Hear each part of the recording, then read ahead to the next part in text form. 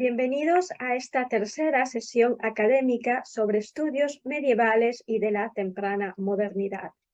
En este panel tenemos 4 ponencias. La primera será presentada por José Sarsi Amade, quien posee un doctorado en estudios italianos de la Universidad de Aix-Marseille y actualmente está realizando estudios doctorales en el Departamento de Lenguas y Literaturas Extranjeras Modernas de la Universidad de Tennessee en Knoxville. José Sarsi ha publicado investigaciones interdisciplinarias que abarcan los campos de la teología, la antropología cultural, literatura comparada, cine, sociología y lingüística. Sus estudios más significativos se relacionan con el ámbito de la propaganda fide y la historia del cine. Además, José Sarsi se dedica a la escritura creativa de varios géneros. Sus textos académicos y literarios han sido publicados en diferentes revistas, libros y capítulos de libros de Estados Unidos, Europa, América Latina y Oriente Medio.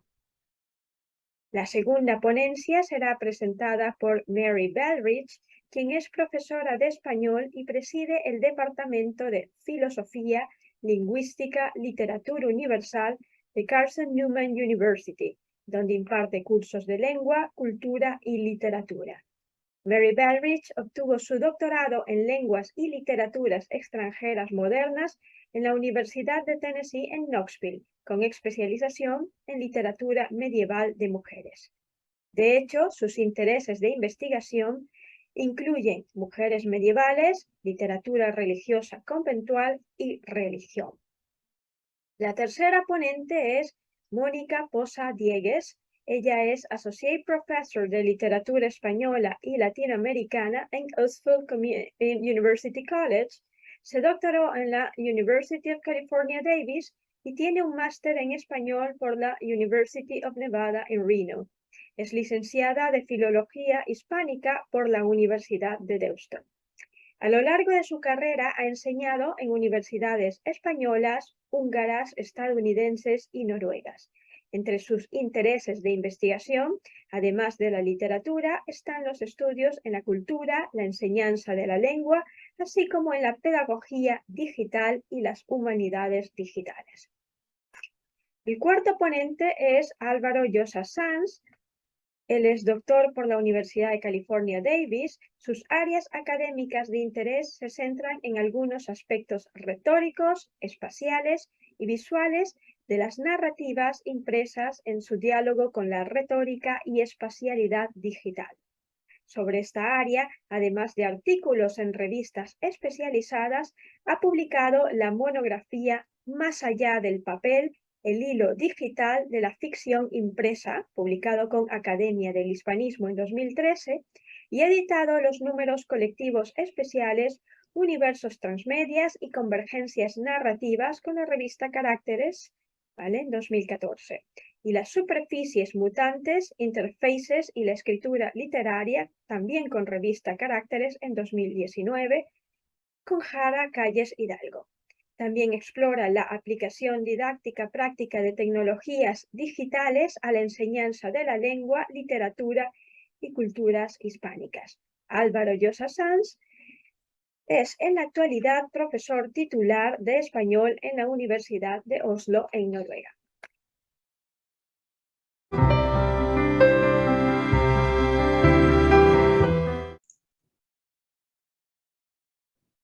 Buenos días. Ante todo, me gustaría dar las gracias a BICOA, a la Universidad de Carson Newman y al Centro de Recherche Ibérique y Iberoaméricaine de la Universidad de Nanterre por permitirme participar en esta conferencia.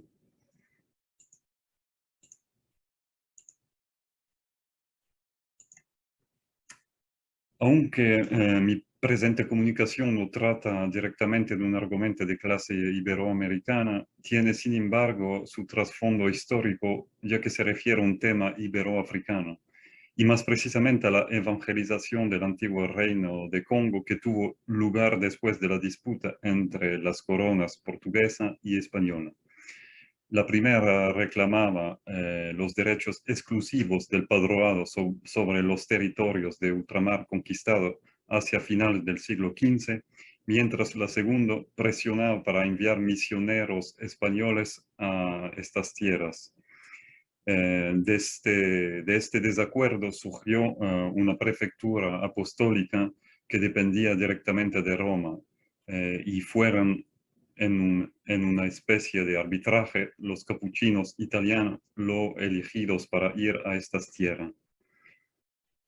Girolamo Merola fue un sacerdote capuchino de Sorrento, Italia, que fue en una misión hacia finales del siglo XVII en el antiguo reino del Congo bajo el mando de la Congregación de Propaganda Fide. Esta organización, dedicada a la evangelización de los pueblos, fue creada en 1622. Y de 1645 hasta 1845 se encargó a unos 420 capuchinos, casi todos italianos, para la evangelización en el Congo y Angola, como parte de la llamada Missio Antiqua. Merola formó parte de la 17ª delegación y partió en misión desde Nápoles el 5 de mayo de 1682. La obra que dejó atrás fue publicada una década después, es decir, en 1692. De su existencia no sabemos casi nada. Ningún escrito permite reconstruir su biografía. Solo su obra le hizo pasar a la posteridad. Su escrito titulado Breve e succinta relazione del viaggio nel Regno di Congo se distingue por dos peculiaridades. Por un lado, es el relato de los acontecimientos de un misionero que tuvo su parte de sufrimiento, ya que estaba continuamente enfermo y pasaba gran parte de su tiempo postrado en cama. En 1685 estaba sufriendo. La primera parte de su libro relata los hechos desde su salida de Italia hasta que asumió el cargo en la misión del condado de Soyo a partir de mayo 1683 y las pocas acciones personales que llevó a cabo en este condado. La segunda parte del libro representa un misionero cuya salud estaba un poco mejor y de hecho relató sus aventuras para tratar de llevar a la fe un reino vecino del Congo, es decir, el Kakongo, y coronar un rey para restaurar la soberanía perdida del Congo. Estas dos acciones terminaron fracasándose debido a una recaída de Merola en la enfermedad y la relación de poder dañina con Luando de Angola. La segunda peculiaridad, lo que más nos interesa en esta comunicación, es que el texto fue escrito por otro sacerdote, un secretario o amanuense llamado Angelo Picardo da Napoli, a quien Merola dictó sus memorias misioneras a su regreso, un regreso que ubicamos en el transcurso del año 1689. Se sabe que Merola, ya que el 24 de marzo de 1692 partió para una nueva misión en el Congo desde Génova y que su relato fue publicado después de junio del año 1692. La rapidez con la que se compuso este libro es algo poco común para relatos de la misma clase. Incluso será enfatizado por Picardo, que advierte al lector de la naturaleza inacabada o incluso descuidada de la obra. Sin embargo, fue él, Picardo, quien le dio un estilo histórico, un ornamento narrativo o una amplificación épica al tentar de heroizar a su compañero capuchino Merola. Si se tiene en cuenta a otros misioneros que, como Merola, dejaron un escrito de su misión en los mismos lugares, pueden aquellos reclamar la autoría completa de su texto. La mención de su nombre en los frontispicios es suficiente para dar fe de ello. Sin embargo, este no es el caso con respecto al misionero sorrentino, aparte de uno de estos predecesores que él, con el nombre Cavazzi, que también procede del mismo artificio, es decir, de la mediación de un revisor. Los demás son los únicos autores. Esta singular forma de proceder es mucho más común en lo que respecta a vidas de padres o de las vidas de santos, donde es casi sistemáticamente un posterior que traza la vida y la obra de un difunto que trabajó en obras cristianas.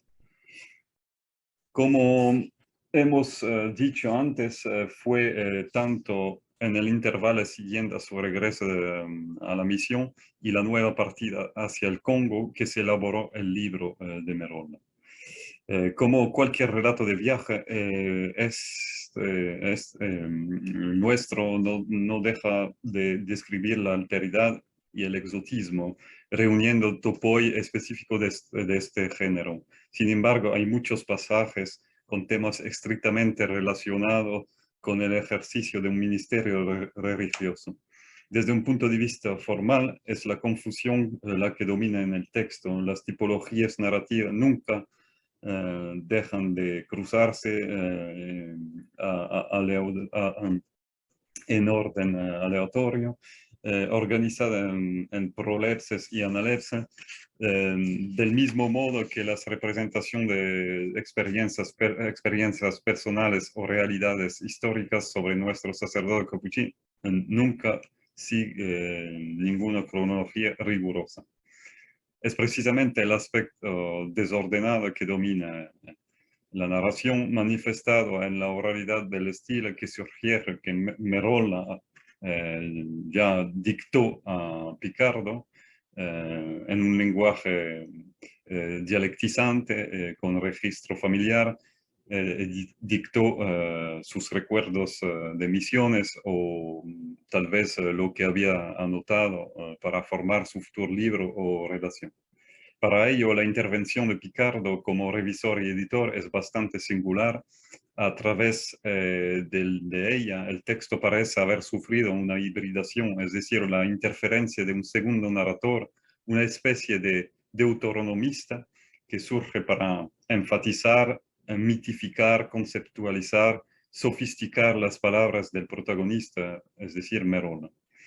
Es sin duda por el deseo de salir del convencionalismo y la trivialidad de una simple historia misionera y por la elección deliberada de abrazar la característica llamativa de los tal vez verdaderos relatos de viajes del siglo XVII, que consiste en instruir, en complacer, que se justifica nuestro binomio Merola-Picardo. Es decir, el primero trae conocimiento de otro lugar, mientras que el segundo los embellece, los recubre de una pasta literaria. Uno trae la materia prima, por así decirlo, y el otro se encargará de refinarla al estilo de la época, evidentemente su estilo personale. La breve e succinta relazione del viaggio nel Regno di Congo se ve alterada entonces por la supervisión o incluso la reescritura del contenido por un tercero. Pasemos ahora, llegamos ahora a detallar lo que el editor Picardo consideró en términos editoriales cuando afirmó que la relación está escrito y reducida al estilo histórico y narrativa actual por él mismo. En primer lugar, hay que entender que la escritura de este libro está ambientado en un periodo caracterizado por una gran permisividad literaria, donde en el espacio de un siglo hemos pasado a la retórica dura y reaccionaria del final del concilio de Trento, es decir, 1583, a la nueva y tardía lengua barroca de Arcadia, es decir, en torno al 1690. Si por un lado al texto de Merola no le faltan invectivas contra los calvinistas y las poblaciones africanas locales que son sistemáticamente retratadas en oscuridad moral y herejía, también hay pasajes con lenguaje nuevo, ambiguo, satírico, ditirámbico, ornamental y idílico, específico de final del siglo XVII. Las referencias retenidas por Picardo están ahí para despertar el énfasis, la hipérbole en el texto. Es necesario comprender por la intervención de este último a través de adiciones, referencias intertextuales varias, el deseo de tratar la narrativa religiosa bajo rasgos nuevos, es decir, profanos. Así, elementos bíblicos y otros elementos míticos coexisten en el texto. En primer lugar, con respecto al testimonio de un misionero al servicio de la evangelización, no podían faltar las citas de la Biblia.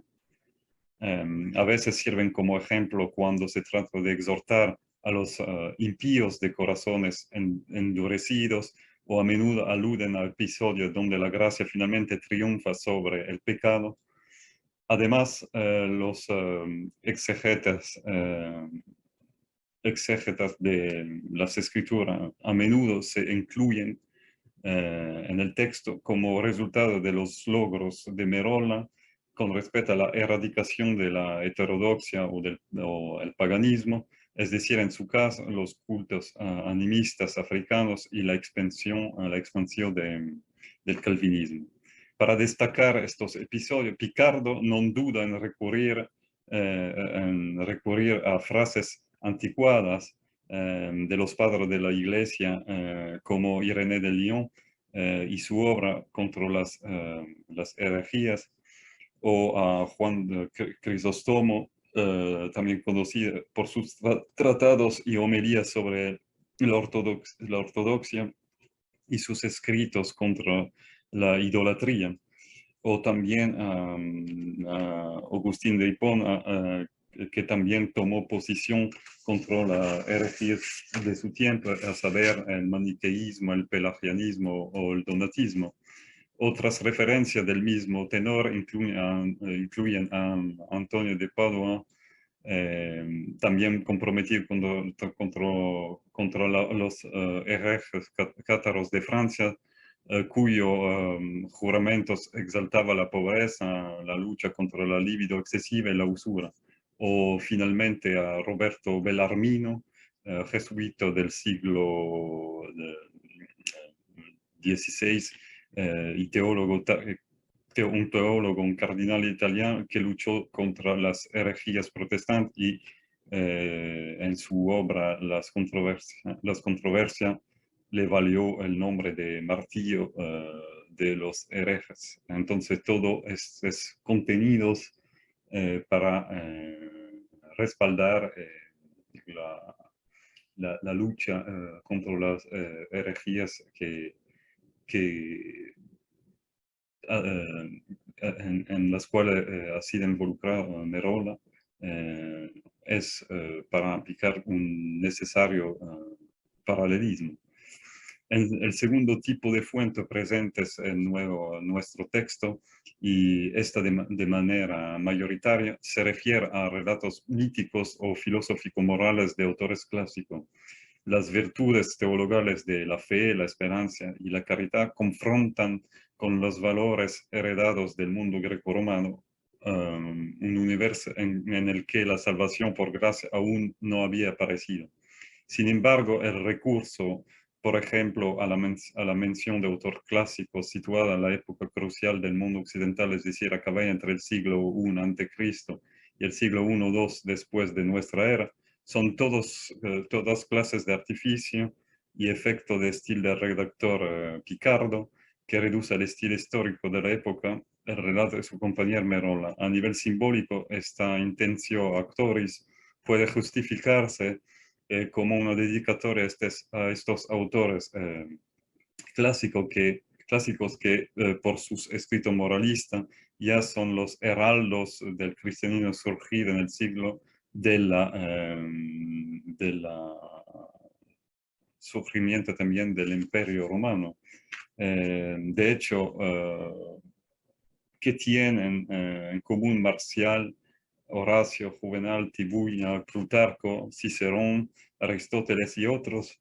Se trata de autores que denunciaban las carencias de la sociedad de su tiempo, la corrupción moral de un poder temporal todopoderoso. En esto, el mensaje bíblico y las quejas elegíacas o poemas didácticos morales de los poetas clásicos coexisten en la narrativa misionera. Habiendo identificado dos tipos de fuentes que el editor Picard utilizó para embellecer el texto del padre Merola, me gustaría señalar una mención especial dada a Homero y Virgilio. La cita y las alusiones a estos maestros constituyen un telón de fondo ideal para un viaje de descubrimiento y conquista, armonizándose con la narrativa de la misma manera que las citas religiosas. Desde las primeras páginas del libro, Picard muestra la dimensión heroica de la obra. De hecho, al componer un poema de un icosísticon, un poema de 20 versos con la métrica clásica de hexámetro heroico de tipo epinicia, Picardo presenta a un Merola lleno de la metis, es decir, de la astucia de un Ulises politropo con varias facetas, triunfante en Ítaca, como él mismo, Merola, desafiando todas las trampas de un Congo africano, hazaña casi sobrehumana. A partir de estos argumentos de preámbulo, toda la metáfora virgiliana se convertirá en el estilo dominante de la narración. Las aventuras de la Odisea, con sus sirenas gigantes caníbales, con Circe, con el odre de Eolo, etcétera, etcétera, nunca están lejos. Basta compensar en ellos para verlos aparecer entre las líneas de breves sucintas relaciones. Como fue el caso cuando Merola se precipitó en la desembocadura del río Congo con sus aguas espantosas, así como Ulises que se aferró a un ramo de higuera para deshacerse de Caridis. En la narración, una vez que los misioneros sobrevivieron a esta llegada al río Congo, casualmente sigue en el texto un episodio con una mención a una higuera seca. Esto es seguido por otras evocaciones en fantasía sobre el mar y sus criaturas, como los manantiales que una vez fueron llamadas vacas marinas. Sin embargo, en el texto, estos mamíferos marinos se designan como pez donna, es decir, tipos de sirenas, mitad pez, mitad mujer. La tentación carnal, la soledad del mar, se están evocando aquí, como las sirenas que tentaron a Ulises y su gente después de salir de la isla de Ea, hasta el punto que se taparon los oídos con cera. Otra anécdota truculenta se introduce como adorno homérico. Tuvo lugar en la costa del sur de África y representa el encuentro entre los pasajeros de un barco que atracó después de una fuerte tormenta y con hombres del mar. Deberíamos ver un eco lejano de las nereidas o tritones rescatando a las naves troyanas que sufren la tormenta causada por Juno. Puede ser. En todos los casos es una historia muy inusual que nos ofrece Picardo, prestando a sus criaturas, además de los rasgos, la gratitud y la emoción de los humanos. Dentro del tiempo que se me ha asignado, no puedo procesar todas las intervenciones literarias realizadas por Picardo. Las alusiones homéricas y referencia a Virgilio son numerosas, y para conocerlas todas me remito a la lectura de mi artículo del 2019 titulado Girolamo Merola da Sorrento al Regno del Congo, echi omerici e tracce virgiliane. En conclusión, se puede extrapolar que el relato de la misión del capuchino sorrentino Girolamo Merola da Sorrento podría no haber sido lo suficientemente estimulante a los ojos del lector de la época si se hubiera ocupado solo del viaje y el ministerio de un simple sacerdote, con el fin de remediar al dictado de recuerdos incompletos de una experiencia misionera vieja de 7 años, cuando ha sido dictado, o notas de cuaderno quizás demasiado sosas para el gusto de la época. Picardo, con astucia como un segundo narrador, agrega su toque personal, o sea, contenidos míticos religiosos, creando un dialogismo a lo largo de la breve y sucinta relazione. Picardo, al incluir en el texto de Merola referencias bíblicas, pero también eruditas y clásicas, buscó de rendir el libro épico y su protagonista Merola heroico, a través de un acercamiento de estos logros misioneros con la alegoría del texto homérico virgiliano sobre tópicos de ultratombo, oráculos, luchas amargas, estratagemas militares, reversión de situación y crueldad, ilustrando las etapas de una voluntad inquebrantable de triunfar a cualquier precio. De hecho, las historias de terror y horrores infernal de la conquista de Italia se juxtaponen muy bien con el África desconocida y sus pueblos feroces y guerreros. Eneas debe cumplir un destino manifiesto en estos lugares y desempeñar un papel civilizador. De la misma manera, Merola y sus compañeros capuchinos tienen la misma tarea con la evangelización de estas tierras remotas como los troyanos que llegaron a su destino en el Lacio. Para esto, los valores misioneros y los valores conquistadores y marciales en el texto no se excluyen, al contrario, han podido cruzarse en grande medida. Muchísimas gracias por su atención.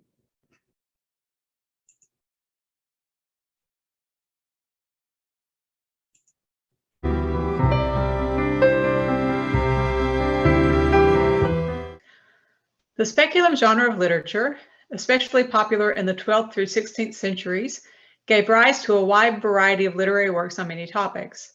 Regis Armstrong differentiates between 2 types of mirror literature: exemplary mirror literature, which presents a normative knowledge or vision of self leading to moral purification, and instructive spiritual mirror literature, which assists to know an ideal and to confront our ideals in light of it.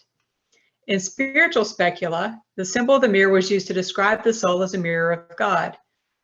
Just as a mirror reflects back what is given into it, so too the soul, purified and illumined, reflects the presence of God.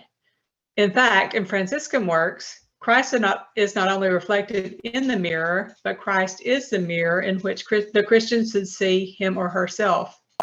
This is particularly true in the female houses of the Franciscan order, because, as Sister Ilia Delio tells us, St. Clare herself is often called the mirror mystic, a title that, quote, describes not only her deep love of Christ and desire to follow him, but also what she considered essential to Christian identity, to become a mirror image of Christ, end quote.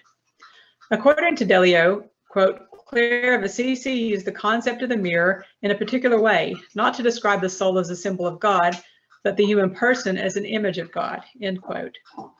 Such is the case in the Speculum Animae attributed to Sor Isabel de Villena, the illegitimate daughter of Enrique de Villena. She served as the abbess of the Franciscan convent of the Santísima Trinidad in Valencia from 1463 to her death in 1490. As a Franciscan contemplative manual, this Speculum Animae was heavily influenced by St. Clare's views on contemplation, visual component. The study text is both a visual and narrative imitatio Christi, which not only includes textual references which draw the reader into the narrative, but also includes numerous illustrations that offer a stunning insight into the methods of visual contemplation. Following St. Clare's direction, the nuns would have contemplated the images as well as the text, putting themselves into the narrative so that they might become more like Christ. The depictions of women in this manual and the way in which they relate to Christ tell us a great deal about the ideal spiritual life of a 15th century Franciscan nun who, following Clare's rule, would gaze at, consider, contemplate, and imitate Christ. In this way, she would transcend self and connect with the divine. The manuscript in question consists of 76 pages, only 9 of which are exclusively text. The remaining 67 are images, which sometimes contain short descriptive text and sometimes are only images. While the manuscript deals with the entire life of Christ, nearly 75% of the images deal with his passion. Since this manuscript is a series of works of art, it's useful to examine the possible reception of images by medieval viewers. Madeline Harrison Cavaniss states that, quote, "We can attempt to conceptualize the medieval experience of a work of art by constructing an individual or a group that might have a shared experience of a work," end quote. We know that this manuscript came from a Franciscan convent under the rule of St. Clare. For the poor Clares, meditation and contemplation were very visual activities. In her letter to the Blessed Agnes of Prague, St. Clare articulated a method of contemplation when she wrote, quote, "Gaze upon him, consider him, contemplate him as you desire to imitate him," end quote. The mirror then that the nuns were to gaze into was the mirror of Christ, not a didactic treatise, nor an encyclopedic list of virtues, which is more closely related to the exemplary mirrors that make up the mirrors of princes, but into Christ himself and his life. In Christ, they would find their true selves as Christians. This manuscript is primarily a Vita Christi, as I mentioned. As such, the nuns would have entered into the story of Christ's life, and especially of his passion.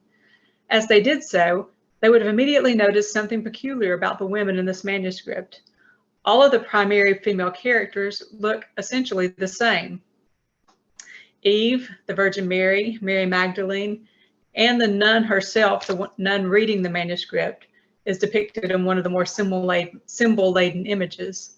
They all appear to be basically the same person. This gives a certain every woman meaning to these images. The women depicted give example of what happens when this every woman fails to or succeeds in mirroring themselves in Christ. To begin with, the first woman that the nun who is regarding this manuscript would see is Eve.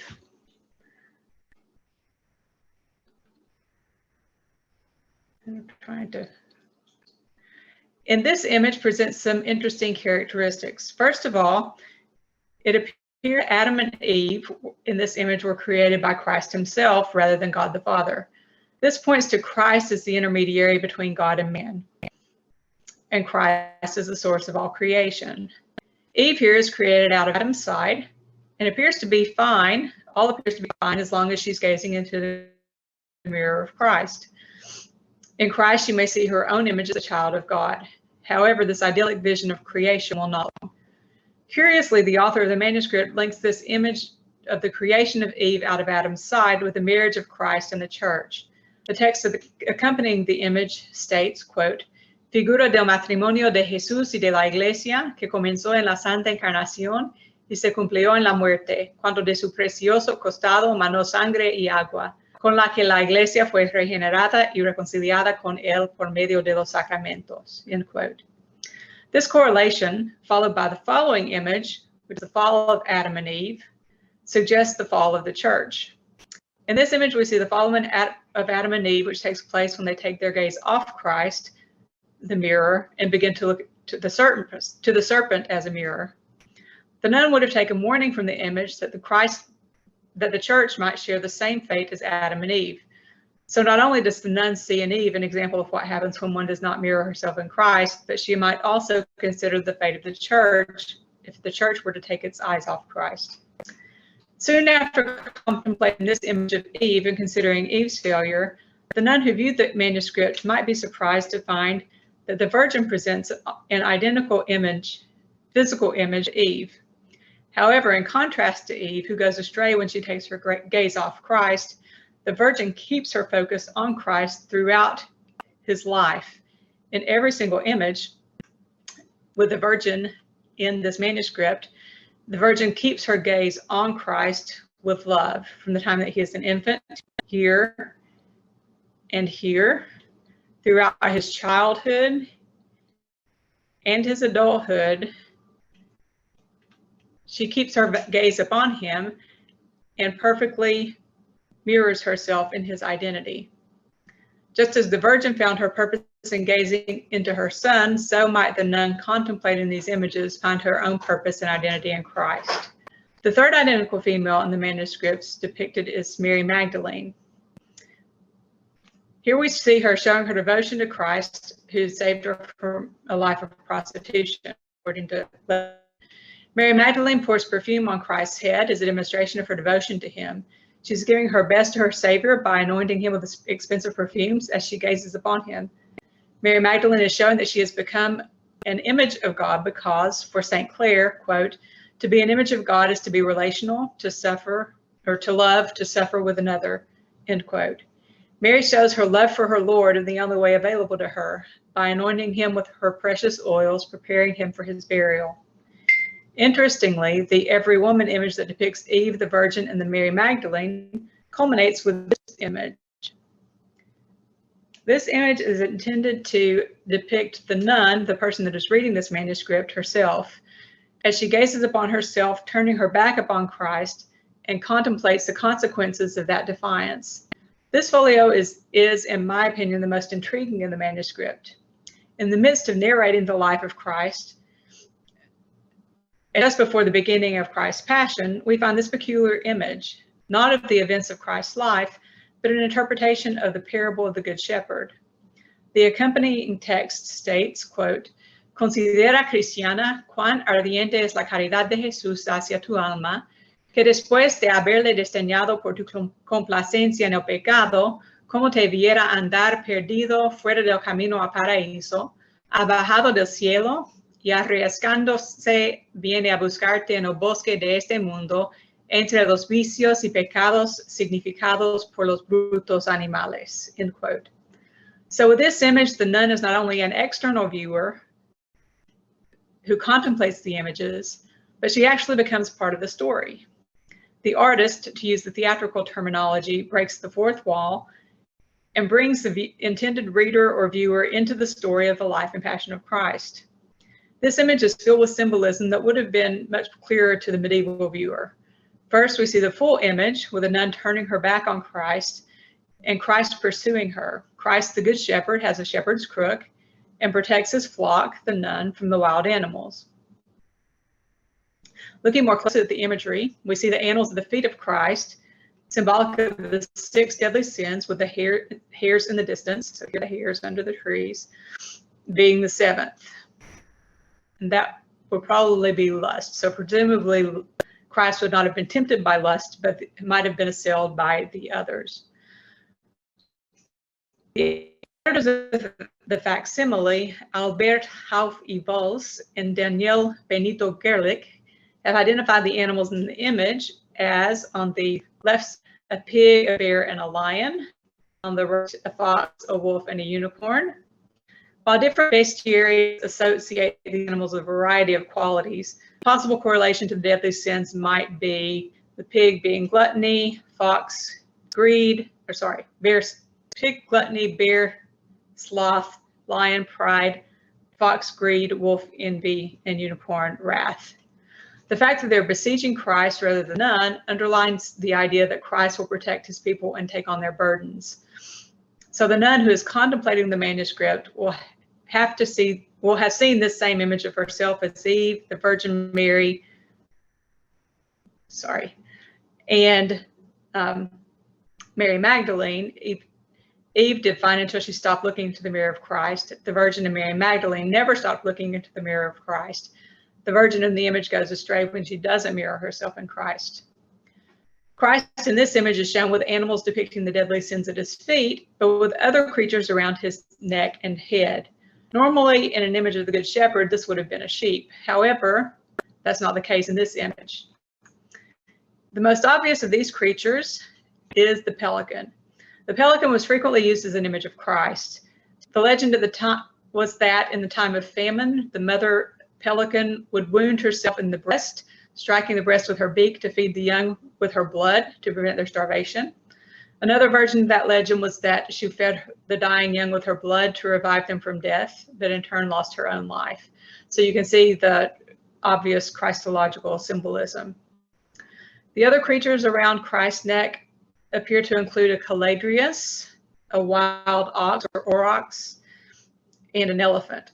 According to George Druce, a caladrius was a prophetic bird that had the power to foretell whether a person was sick or whether a sick person was going to live or die.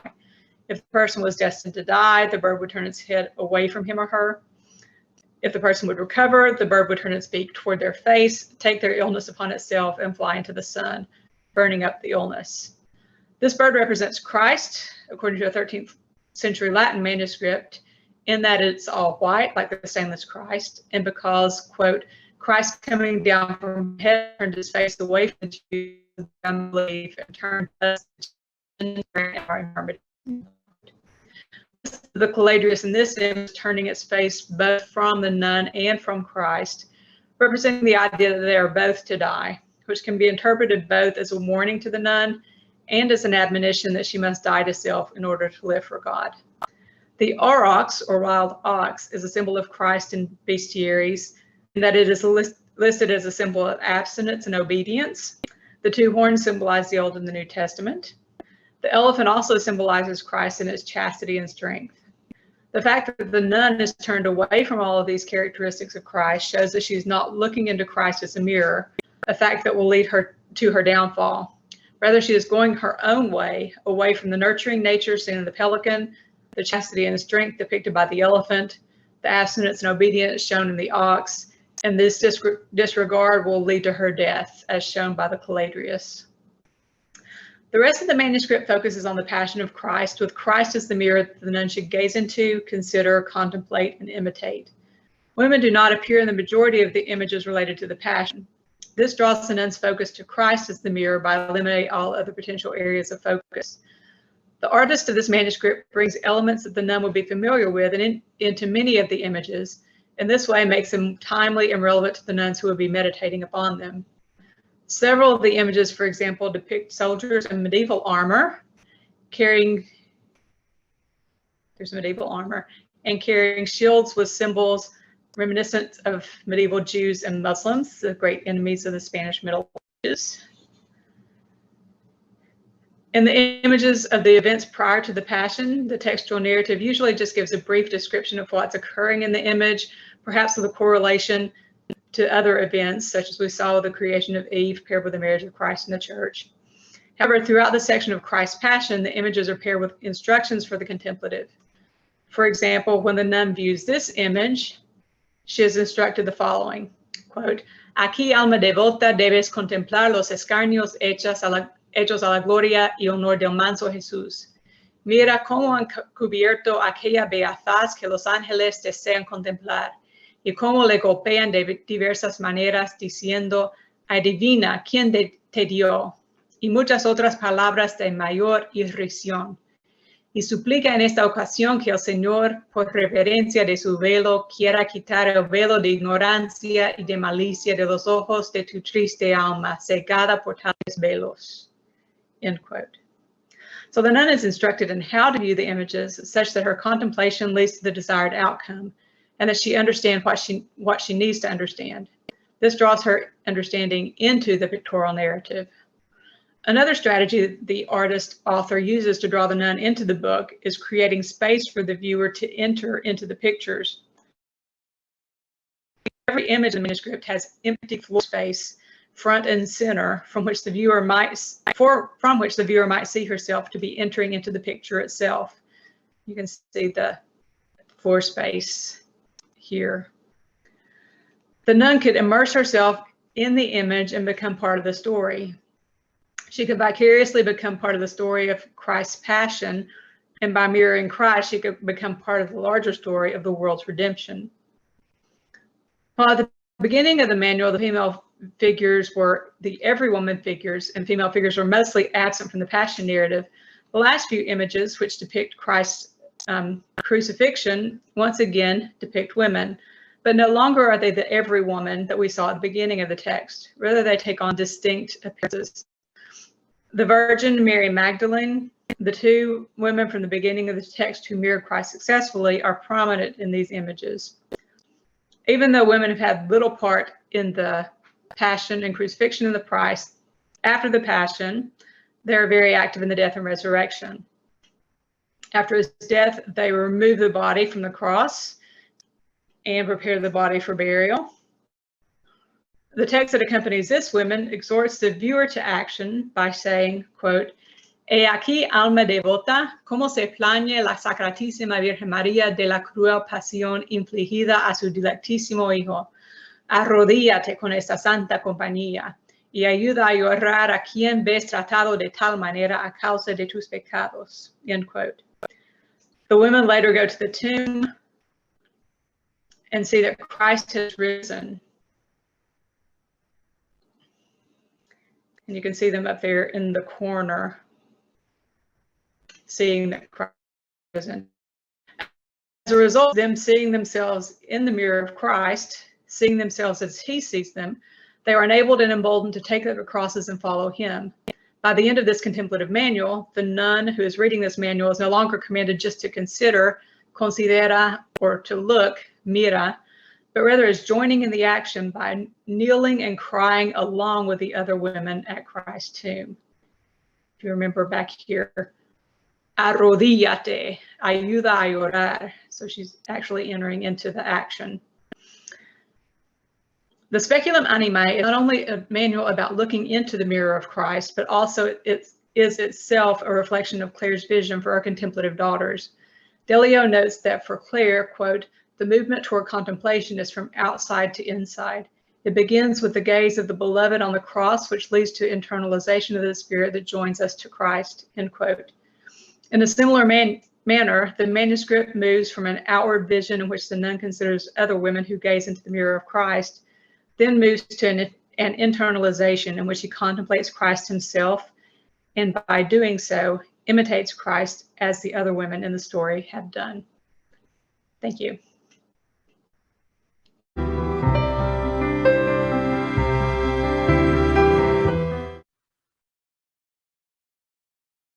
Buenas tardes, soy Mónica Poza Dieguez de Østfold University College en Noruega y voy a presentar mi comunicación titulada, como pueden ver aquí, Muerte sensual y heroica santidad, memoria erótica del teatro martirológico español del siglo de oro.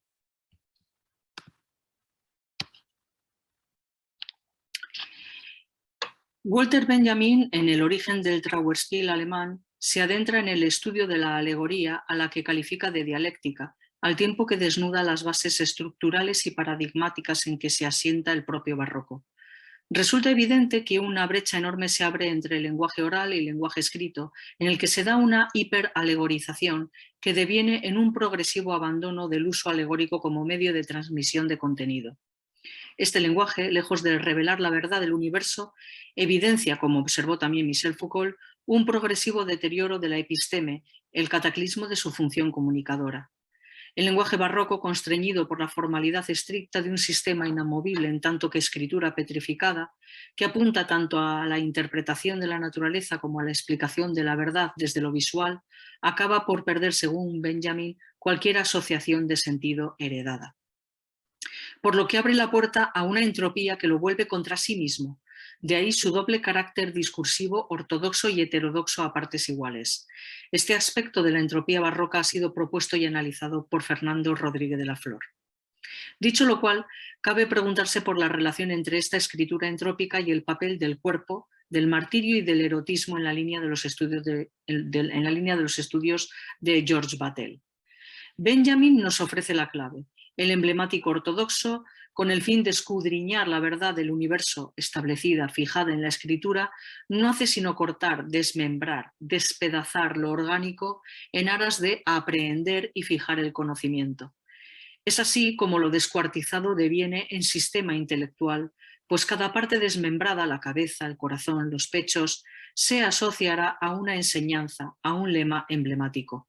Igualmente, los instrumentos del tormento contribuyen a la configuración de la figura del santo que, una vez sacrificado, pasa a ser imagen emblemática. El dolor que el dramaturgo muestra en los dramas martirológicos funciona como motivo de la acción, según Benjamin, y se enmarca en el desarrollo de toda una teoría de las pasiones, en que el espíritu solo entra en contacto con lo exterior por medio de los tormentos físicos, ante los que se despliega una dimensión trágica. Es la muerte la que culmina el proceso de alegorización de lo físico, pues es así como se libera el espíritu y como el cuerpo, desde su condición de cadáver, ingresa en lo que Benjamin denomina como la patria alegórica. El memento mori que subyace en cada martirio, en la representación de cada muerte y que libera una evidente pulsión libidinal, es, como menciona Benjamin, algo más que un reflexionar acerca del final de la vida. Añadiría yo que también es algo más que una consecuencia de las estrictas codificaciones teológicas contrarreformistas en el caso de España. En definitiva, sin la muerte, sin el cadáver, no se daría lo que Benjamin llama la apoteosis barroca. Podemos comprender las palabras de Benjamin si analizamos pormenorizadamente la comedia de Santa Catalina, escrita a finales del siglo XVI por Hernando de Ávila. Solo por la muerte logra Catalina la unión con Dios. El martirio no solo es la expresión violenta del emperador Magencio, que mata a la joven porque supone una amenaza para la religión pagana, tampoco es únicamente el medio por el que Magencio se libera de su furor erótico, sino que éste cumple la función de sustituir al coito en un matrimonio de tipo místico. Catalina, además, representa el compendio de tópicos y de conceptos caros no solo a la tradición cristiana, sino a los cánones tardos renacentistas, por lo que se expresa la contrarreforma. Por tanto, sucede que el martirio no solo no es esquivado o temido, al contrario, es deseado, pues se da la paradoja de que sin la muerte de la santa ni se consumaría su unión con Dios, ni se establecería un nuevo orden frente a esa Alejandría pagana de Magencio. Todo ello sucede como consecuencia del martirio, de cortársele la cabeza a Catalina. Así, no solo el lenguaje místico, las alegorías o emblemas desplegados llevan a un paradójico lenguaje que atiende a lo uno y a lo otro, tanto a lo casto como a lo erótico, sino que la comedia entera, sin pretenderlo, acaba por entrar en una entropía. Se constata así su doble faz, en que el barroco encuentra su propio principio y fin, y en que la heterodoxia acaba por emerger de la misma ortodoxia. Aunque el motor de la obra se encuentra en la belleza de la santa, la inteligencia atribuida a Catalina y por la que se la doctora, no solo sirve para convertir su legado, sus palabras en autoridad de la Iglesia, sino que su reconocimiento social supone además una transgresión al destacarse del resto de mujeres a las que se les supone generalmente faltas de conocimiento. Este hecho no es baladí, pues su sabiduría forma parte de las cualidades que la hacen hermosa a ojos masculinos. Su inteligencia la convierte en una mujer distinta, más apetecible. Este compendio de virtudes que conforman la belleza de la santa actúa como detonante del furor erótico necesario para la consagración última del martirio, por lo que de nuevo se da la paradójica exposición de lo sexual en un entorno proscrito. Recordemos que esta obra pertenece al teatro escolar desarrollado por los jesuitas durante los siglos XVI y XVII y que esta exhibición de lo sensual y lo erótico se hace a modo de pedagogía, pues solo se puede aprender a combatir la tentación si ésta es visible públicamente, de ahí la misión del teatro escolar. No es por tanto extraño que se remarque el hecho de que la belleza de la santa aumenta en el momento cumbre en que la van a matar. El contexto de la unión mística facilita la ambigüedad propia del lenguaje, de manera que justo en el clímax de la obra tenemos a la protagonista semidesnuda disfrutando del tormento, ya que su dolor en el martirio evoca también al que surge de la unión sexual. Catalina recibe de los ángeles un anillo en el que hay un corazón engarzado con el que se lleva a cabo el desposorio con Cristo, pero es con la muerte de la santa que se consuma el matrimonio celestial en plena ausencia del otro. Con el otro me estoy refiriendo a Cristo. Se trata, por tanto, de la escena más sensual, por explícita, pero también por las connotaciones rituales en que se efectúa el éxtasis, en que la joven virgen se prepara gustosa para el inminente sacrificio. El matrimonio místico entre Cristo y la mujer es presentado al público como una institución equivalente al matrimonio entre un hombre y una mujer, hasta tal punto que la conversión al cristianismo de Faustina, la mujer de Magencio, se interpreta por este como un adulterio que debe vengar matando a su propia esposa con la espada. El hecho de que el matrimonio místico se considere únicamente consumado en la ausencia del otro abre la puerta a considerar este adulterio en el que se ven involucradas Faustina y Catalina desde otras ópticas, gracias a la ambigüedad que presenta el propio lenguaje. En el martirio, el verdugo se dispone a acometer su labor no sin antes disculparse por lo que va a hacer. Él es únicamente el brazo ejecutor de esa simbólica espada que segará la vida pura de la santa. La espada simboliza el falo, que aunque proviniendo de las órdenes de Magencio deviene instrumento fundamental para la consumación de la unión mística. De aquí se infiere la importancia sublime que adquiere el arma, que ya ha sido mencionada en numerosas ocasiones a lo largo de toda la obra, como símbolo de la masculinidad. Se trata, por tanto, de una imagen clave, percusiva, que contribuye a recrear no solo la historia de la santa, sino a la construcción de un discurso religioso, pero también político y social. Es significativo que antes de que le corte la cabeza le convine a cubrirse las mejillas. El momento del desnudo acontece justo después de que el verdugo le pida perdón y le recuerde al público la situación de indefensión que Catalina tiene como hembra, que debe someterse a los dictados del macho, físico, Magencio, pero virtual en el caso de Cristo, ¿no? Virtual espiritual. Es el sacerdote pagano quien propicia este momento de deleite al público, es decir, la desnudez de la santa. Conocida de sobra es la connotación erótica que tenía la mujer con la melena al viento en el Siglo de Oro. De hecho, la mujer santa con el cabello suelto se corresponde también con la figura de la Magdalena, tal y como nos recuerda Gallego Zarzosa. Aquí encontramos la mención al blanco y erguido cuello, otro de los tópicos sensuales renacentistas ampliamente estudiado. La imagen es la que sigue: la pura y hermosísima doncella virgen se suelta el cabello y lo aparta, dejando el cuello libre a la vista del público, dispuesto a que se lo corten. Catalina se encuentra arrodillada en actitud de absoluta sumisión frente al verdugo que sostiene la espada, mientras confiesa no resistirse a nada y que le agrada que se la ejecute, que obedece y que ofrece alegre el cuello a los filos de la espada. En ese momento un ángel llega con un crucifijo que le entrega a Catalina para que pueda enfrentarse al momento de la muerte. Sin duda, este es el resultado de la invocación. El ángel le dice a Catalina que fije los ojos en el crucifijo, en cuyo costado encontrará calor vital. Tras esto le invita a que bese la abierta llaga de Cristo en el crucifijo, lo cual no cabe la menor duda de que supone el momento cumbre en que el ritual despliega un alto grado de erotismo por la consumación del desposorio místico. Es probable que el hecho de haber sido escrita a finales del siglo XVII, momento en que la Contrarreforma todavía no adolece de su máximo cariz barroco, y sobre todo porque el autor era miembro de la Iglesia, así como el hecho de estar destinado a un evento concretísimo, una representación escolar, favoreciera que nadie observara la doble faz del lenguaje empleado al trasluz. Si se hubiese sido estricto, se habría apreciado lo que aquí se muestra como evidente, además de rayar lo que hoy denominaríamos como queer, pues debe tenerse en cuenta que toda la obra era representada por hombres. Un hombre es quien se transmuta en mujer para hacer el papel de Catalina, cuyas virtudes femeninas superan lo imaginable.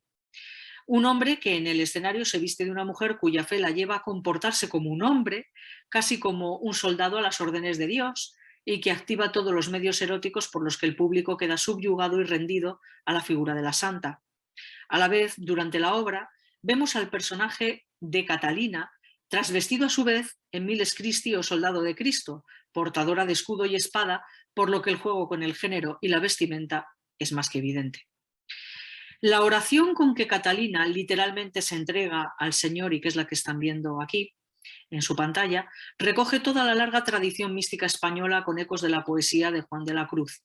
La sangre del Cristo en el crucifijo que sostiene Catalina se toma como vino, intentando mantener la conexión con el vino que se transubstancia en la misa, al tiempo que se vincula el rito sagrado con las celebraciones báquicas. Es este beso bebido de Catalina el que, justamente y con razón, provoca que el sacerdote pagano intervenga, poniendo fin a una escena de clarísimo tono subido, para que de una vez y por todas se le corte el cuello a la cristiana. Dedica la ofrenda a los dioses de la antigüedad y le da el cuchillo al verdugo que, de nuevo, implora el perdón de Catalina, tras lo cual alza la espada y rebana de un solo tajo la cabeza de la joven. Es así como cae la mujer al suelo, mientras que de la cabeza sale leche, un líquido que, como es evidente, está sujeto a interpretaciones varias, desde la maternidad, pero también a alusiones de la pureza y, como no, a los fluidos corporales que se expulsan en el momento del orgasmo. La decapitación, el derramamiento de la sangre aquí convertida en leche, entronca con toda la tradición de la poesía epitalámica europea que se consagra por medio de imágenes elaboradas en el curso de los siglos, tal y como ha estudiado Jesús Ponce Cárdenas. Aquí, sin embargo, esa noche nupcial queda ligada a la muerte de Catalina y a la apoteosis. La muerte se une inextricablemente al sexo por la vía del lenguaje simbólico, de las imágenes cuidadosamente escogidas, tras las que se da, eso sí, una prefijada gestión de los impulsos libidinales que lleva no solo a la aceptación del martirio o de la vida abstemia como opciones claramente cristianas, sino, y más importante aún, a la propaganda del sacramento del matrimonio, de la unión institucionalizada conforme a las reglas tridentinas, de la aceptación de una jerarquía patriarcal y de la sumisión femenina al macho. Asimismo, se alecciona al público acerca de lo que de las culturas griega y romana es o no permisible y se establece un claro patrón sexual que conduce a la adoración de la figura emblemática, de los valores que representa Catalina en cuanto símbolo, pero por la vía del eros. La obra podría haber culminado en este punto. Sin embargo, y de ahí su carácter barroco, la trama se extiende, pues efectivamente, tras la consumación de las bodas entre Catalina y Cristo, consumación que se da de facto en el momento en que se corta la cabeza de la santa con la espada, falta que se produzca explícitamente la apoteosis con que Catalina entre a formar parte de lo alegórico, hecho que tiene como protagonista último al memento mori. Es entonces cuando los ángeles le dedican largos cánticos en que se describe a la nueva reina, sentada junto a su esposo, portadora de una corona. Asimismo, se vuelven a repasar sus virtudes, su virginal pureza, su belleza inmaculada, se describe la gloria en el cielo, las flores y las guirnaldas con que todo se decora, para terminar con una alusión directa a su título emblemático, pues a partir de ahora Catalina la Santa será la Rosa de Alejandría, a quien se recordará fundamentalmente por su belleza, su juventud, su inteligencia, la pluma en sustitución del birrete de doctora, la rueda y el torno con que la torturaron, la espada con que la decapitaron y el líquido lácteo representado en numerosas pinturas con la forma de un collar de perlas sin adorno de ningún tipo y que se cierra en torno a la base del cuello. Conviene analizar aquí la imagen de la espada como elemento ligado a lo fálico, a lo netamente masculino. Ya mencioné el hecho de que Catalina adopta el porte masculino cuando dos ángeles la atavían como a un soldado y le dan una espada y un escudo para protegerse. Ese elemento, la espada, es el instrumento clave que proporciona la unión mística y que representa al falo ausente. Se trata sin duda de una imagen percusiva cuyo empleo contribuye a la elaboración del discurso patriarcal y jerárquico, pero conviene atender a otras obras para que la dimensión de la espada como figura clave pueda comprenderse en su totalidad. En el caso de la Rosa de Alejandría, Vélez de Guevara ha optado por prescindir del degollamiento de Catalina. En su lugar, el emperador Maximino manda que se le corte la cabeza al que considera como traidor, su consejero Armindo, en cuanto conoce la noticia de que también es cristiano. La muerte de Catalina se da en la rueda con las navajas. Y esto da cuenta de cómo ha evolucionado el personaje conforme a los cambios sociológicos, pero también dice mucho de los gustos del público que asistía a estas representaciones teatrales. Es de suponer que la máquina se exhibió en el escenario, pues el texto la anuncia hasta en 3 ocasiones. Es en ese instante en que Armino, el consejero, no se retiene y se lanza en brazos a Catalina como declaración pública de su conversión al cristianismo, que Maximino ordena que le corten la cabeza inmediatamente, tras lo que se procede al martirio de la santa en la rueda. Es decir, la espada aquí pasa de ser un arma imprescindible para la consumación del matrimonio místico a ser simplemente un arma que mata a lo que se considera un traidor. Y pasa a ser la rueda el elemento clave. Curiosamente, la leyenda original relata que la rueda formó parte de las torturas a las que se sometió a Catalina, pero a la que sobrevivió. En la comedia de Santa Catalina, de Hernando de Ávila, más fiel al relato legendario, dos ángeles impiden que la santa muera en la rueda, que estalla en pedazos. Aquí, por el contrario, la rueda, la máquina, se convierte por un lado en el instrumento que mata a la santa, se supone que despedazada, aunque el milagro la haga surgir de entre las piezas del aparato y ascienda a los cielos, vestida como un soldado, espada en mano, victoriosa, y a la vez la máquina se esgrime como excusa y se conecta con la caza de brujas contemporánea a la obra teatral, pues Maximino ya desde el comienzo acusa a Catalina de hechicera, de bruja, adelantándole al público de manera sutil la presencia de la máquina tan asociada al espectáculo de las ejecuciones públicas a las que los espectadores estarían tan acostumbrados y que se convierte en la atracción de la obra. Es decir, la espada se había vuelto antipopular, mientras que la máquina en sí se había vuelto del gusto del público, ¿no? Y además la obra adquiere un carácter mucho más sangriento, mucho más truculento. Lo erótico, vinculado inicialmente al ritual del sacrificio humano, queda confinado en el cuerpo desmembrado de la santa, ahora compuesto por reliquias que se erigen en pilares del armazón contrarreformista, lo cual no implica que no se haga presente en el escenario, especialmente como fuerza articulatoria de la obra que implica al público y favorece la asunción del ideario contrarreformista. A pesar de que la espada no se expone como el elemento clave para la consumación matrimonial, la fuerza erótica todavía está presente en Vélez de Guevara. Se puede afirmar en consecuencia que sin la violenta, erótica y descarnada muerte ritual y sin su memoria, nunca se hubiera consolidado la brecha por la que el paradigma analítico entró en crisis. En la compleja dualidad con que se presentan temas, personajes y puestas en escena, en que lo ortodoxo y heterodoxo se combinan de manera inextricable por el uso de las imágenes, subyace la entropía, asimismo dual, del propio paradigma en extinción. En conclusión, puede afirmarse que es posible realizar un análisis de las obras martirológicas desarrolladas en el período de la Contrarreforma a partir del estudio de algunas de sus claves retóricas. Estos elementos pueden ser estudiados como imágenes que aportan un mensaje complejo, si se tienen en cuenta las teorías básicas del arte de la memoria muy presentes en la cultura del momento y que en este caso son empleadas para construir un discurso afín a los postulados tridentinos. Estas imágenes, como los instrumentos de tortura empleados en el martirio de los santos, cumplen una función ideológica, política y social. Asimismo, el propio cuerpo y las consecuentes mutilaciones pueden ser estudiados como espacios en los que se inscribe un discurso destinado a ser asimilado por el público de la época.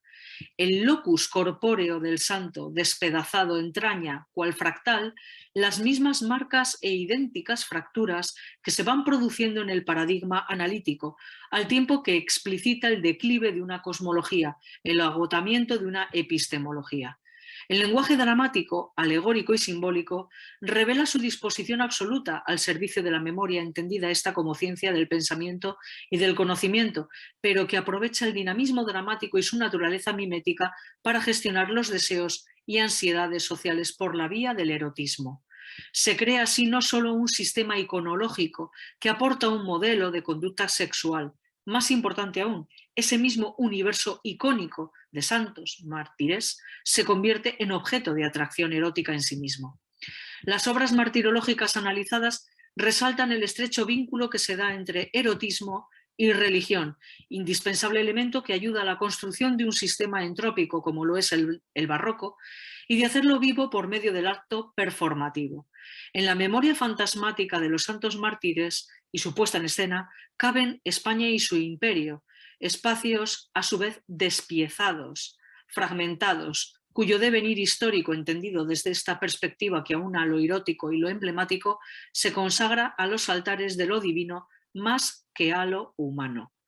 Finalmente, puede afirmarse que en el cuerpo de la mártir, ya sublimada y convertida en emblema por medio del Eros, y su muerte apoteósica, se vislumbra el fin del mundo alegórico, la ruina del pensamiento analógico, la paradoja entrópica en que se sustenta el barroco contrarreformista. El erotismo y sus manifestaciones se controlan y desvían hacia estos modelos emblemáticos que poco a poco desaparecerán en aras del racionalismo y del puritanismo que caracterizan el siglo de las luces y el romanticismo. Bueno, pues esto ha sido todo. Espero que les haya gustado, que hayan disfrutado. Muchas gracias. Adiós.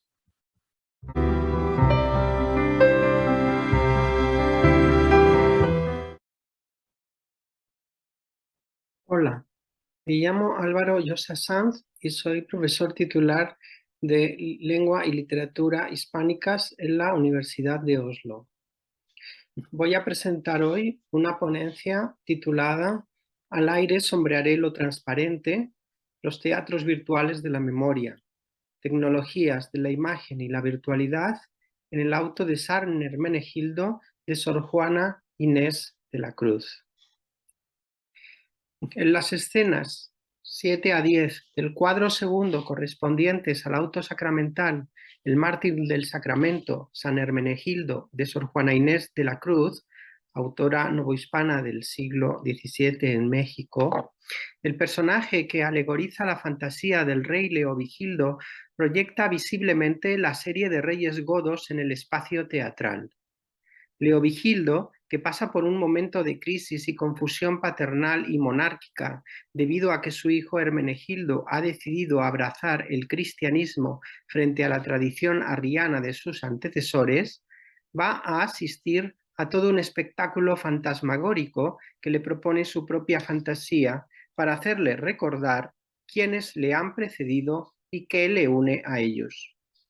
En ese instante de confusión interior, de batalla del alma, Leovigildo aparece en escena persiguiendo a su fantasía al grito de sombra, ilusión, fantasma, di quién eres, a lo que ésta responde así: la imagen de tu propia fantasía, que en ella impresa estoy tan vivamente que parezco aparente cuerpo que de aire forma vapor craso, pues la imaginación suele hacer caso.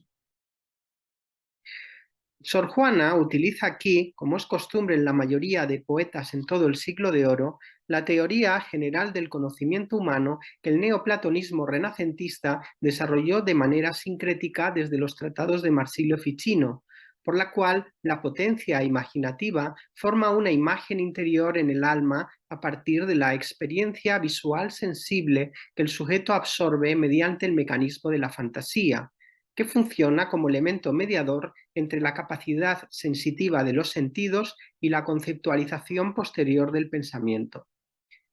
El fantasma o imagen producidos es, por tanto, un material visual interior listo para ser interpretado y depurado en conceptos por la potencia cogitativa o intelectual. Y como bien nos recuerda Guillermo Serés, se encuentra, y cito, entre la sensibilidad y el intelecto, entre lo corpóreo y lo incorpóreo. Cierro cita.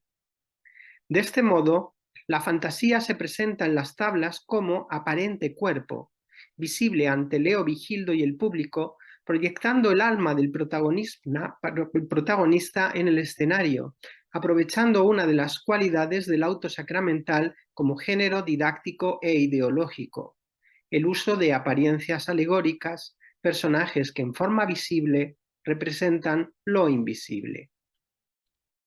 La fantasía se presenta como alegoría del pensamiento, aprovechando la conveniencia que a alegóricos entes da licencia, y nos sume en el tópico del hombre ensimismado y saturnino, al que no debe extrañar que, suspenso en tu melancolía, a ti te hable tu propia fantasía, como se dice en el auto. Es entonces cuando a Leovigildo y a la audiencia se le pide esto. Vuelve ahora los ojos de la imaginación a todo lo que la religión arriana ha ofrecido históricamente ante los reyes que la adoptaron, religión que han constantes abrazado, sobre quien el imperio han fabricado. Y la fantasía que quiere mostrarnos en las tablas la alegoría de España, a la que seguirá todo un desfile de reyes godos, decide aplicar el mismo método visual de apariencias alegóricas. Y dice, porque lo veas no solo en las fantásticas ideas de la imaginación, sino patente, al aire sombrearé lo transparente, porque en visible objeto mires toda la serie regia de la gloria goda. ¿Qué ves en aquel trono?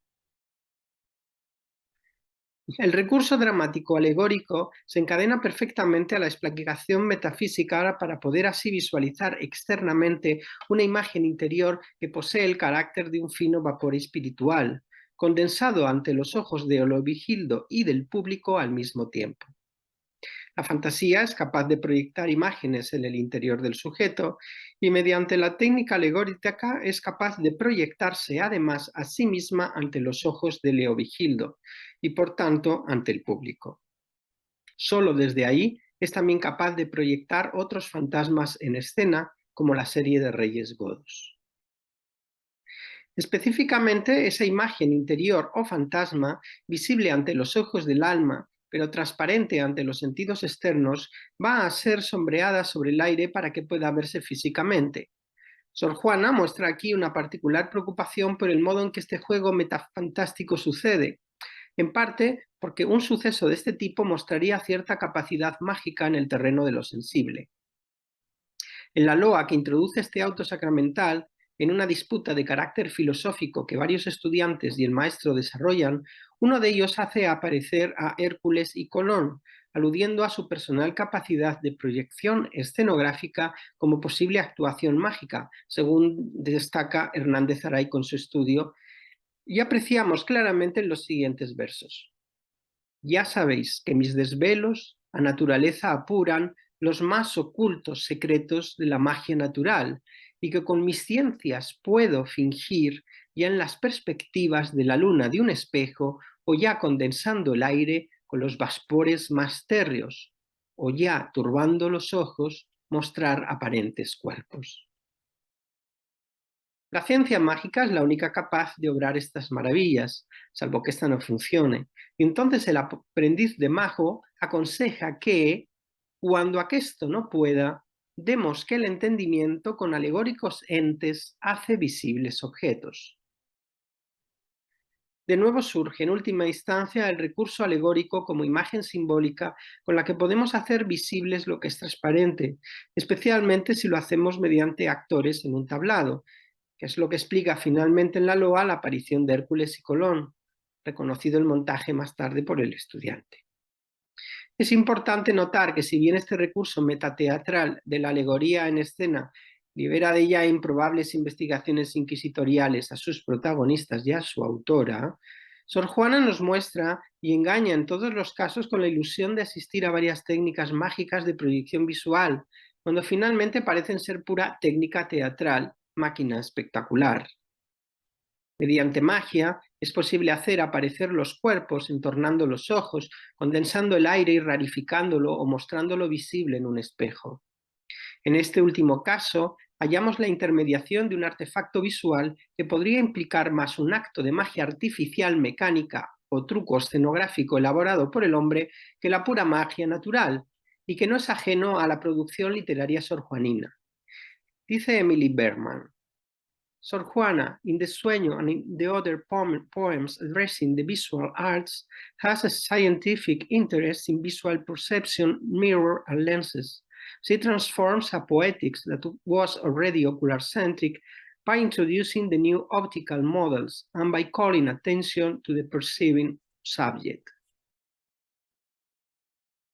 Si la poesía sorjuanina rescata el funcionamiento y el mirar de espejos y lentes, en nuestro auto sacramental, la magia que pueda otorgarse a la fantasía para proyectar el desfile regio se ve mediada por la cultura tecnológica de la óptica aurisecular, en la forma de la cámara oscura modificada con lentes, mecanismo difundido sobre todo por Giovanni Battista della Porta en 1558 y dibujado, entre otros, por el admirado de Sor Juan Athanasius Kirchner en 1646.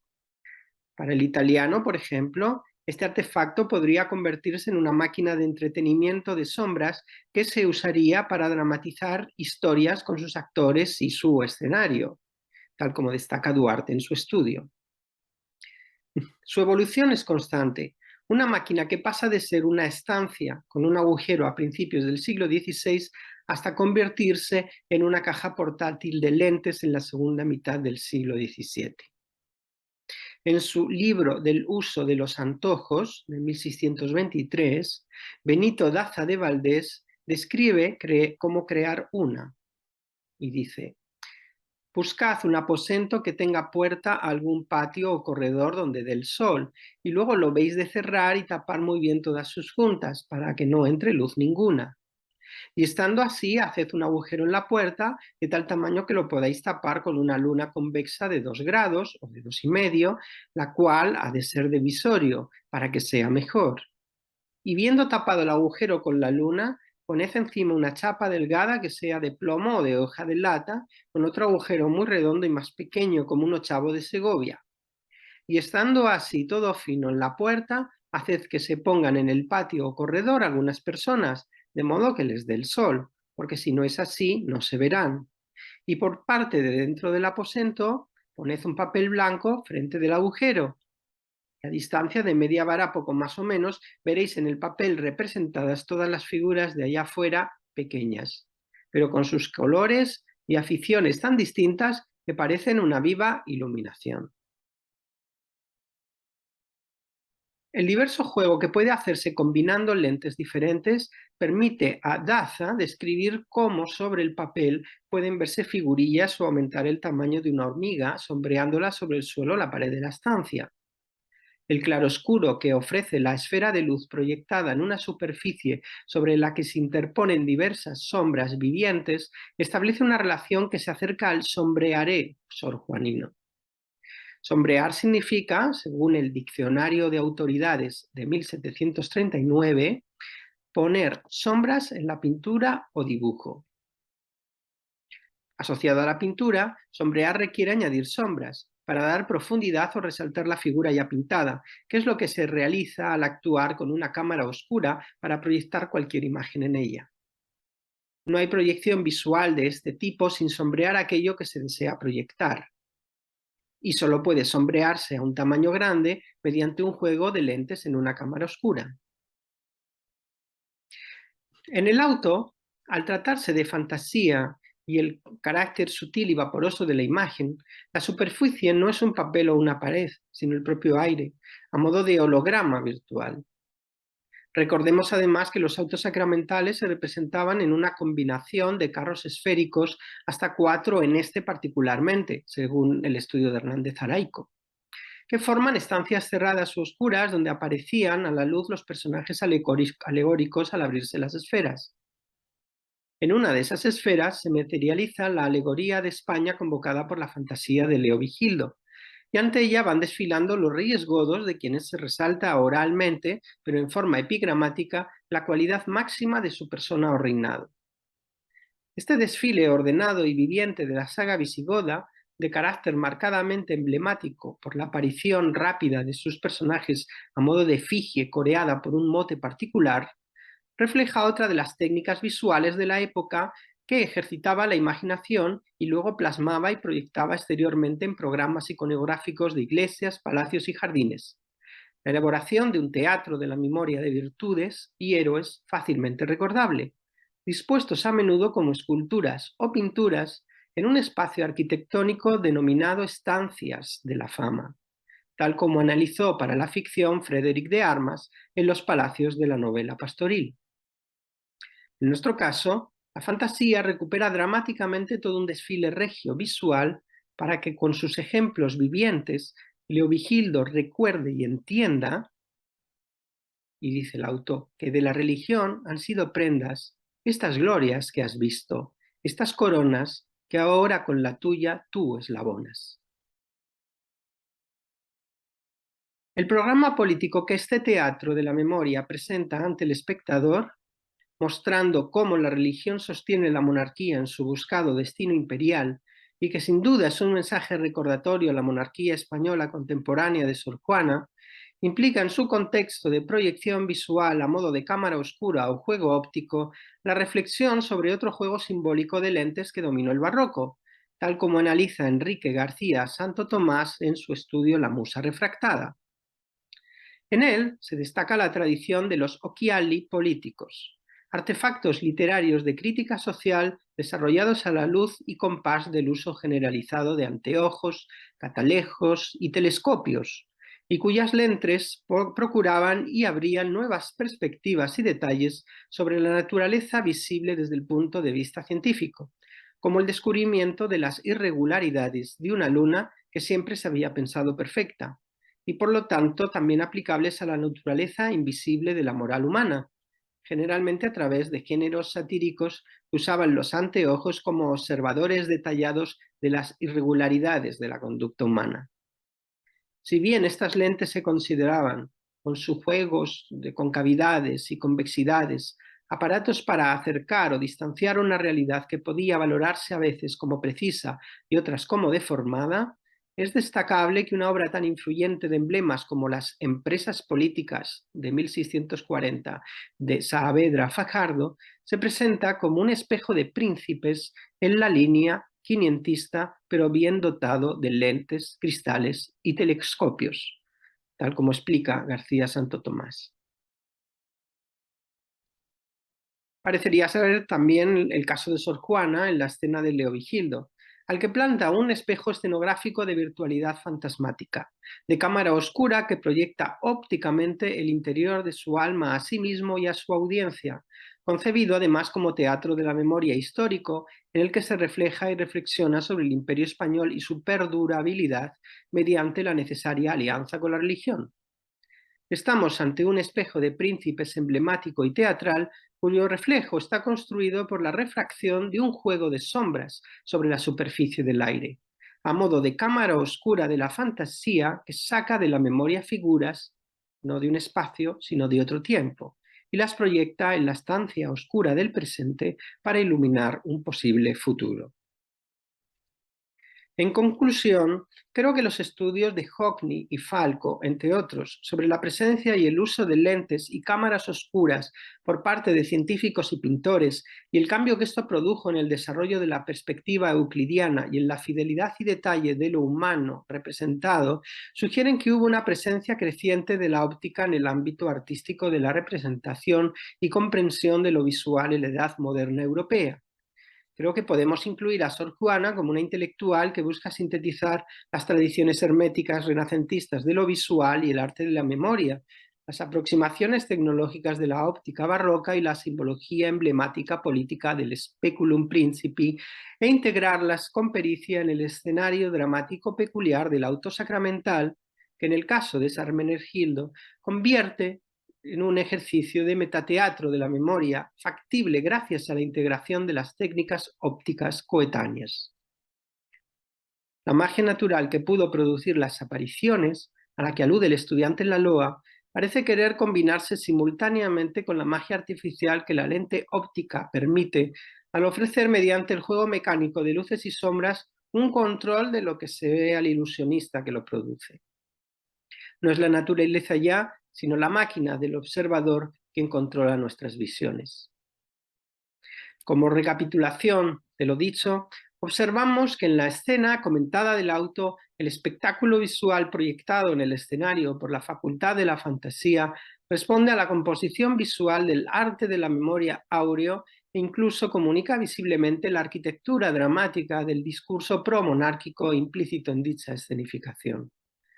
Por ello, estas escenas representan un auténtico teatro de la memoria que, gestado desde la cultura emblemática y programática áurea de las galerías de la fama, se escenifica fantasmáticamente ante los ojos de la audiencia, invocando un metateatro de la memoria mediante la referencia explícita a su propia virtualidad. La aparición de la fantasía como sentido interno, capaz de proyectarse a la vez en la mente del sujeto y teatralmente en el espacio dramático de manera física, permite justificar toda una cadena de imágenes que expresan visualmente un discurso histórico político perfectamente ordenado y de fácil comprensión para la audiencia. La proyección de estas imágenes simbólicas virtuales producidas en el espacio teatral se corresponden y dialogan con las tecnologías ópticas de la época y su percepción social, en especial con la mirada crítica de los occhiali políticos, la refracción de luces y sombras facilitadas por las lentes, la reflexión de los espejos en la educación para príncipes o el juego aumentador de los anteojos. En conjunto, el cuadro que nos muestra la cámara oscura ya usada en la pintura. De hecho, la figura emblemática de esta última podría considerarse entonces como una herramienta visual al servicio de la tradición del arte de la memoria. Muchas gracias.